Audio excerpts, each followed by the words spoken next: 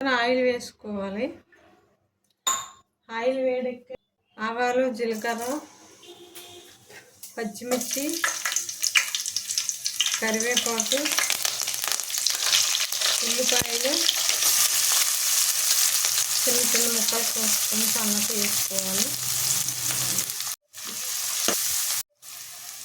లైట్గా వేగాక అల్లం పచ్చిమిర్చి వేయాలి. అల్లం పచ్చిమిర్చి వేగాక మసాలా వేసుకోవాలి.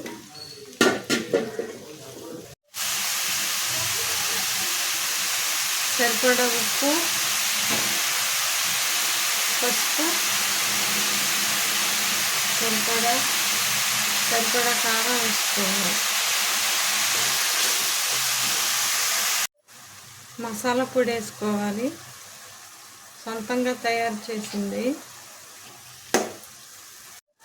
మసాలా పొడి లవంగాలు, దాల్చిన చెక్క, అనాస పువ్వు వేడి చేసి మిక్సీ పట్టుకొని ఇలా కూరల్లో వేసుకుంటే మంచి వాసన వస్తుంది.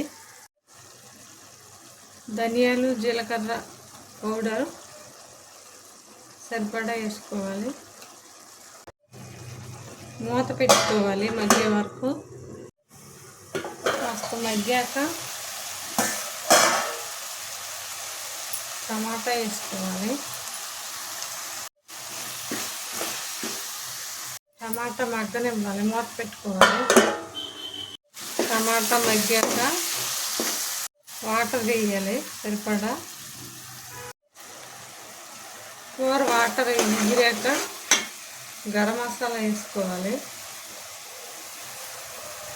గరం మసాలా వేసుకొని కలుపుకోవాలి. స్టవ్ కట్టేయాలి.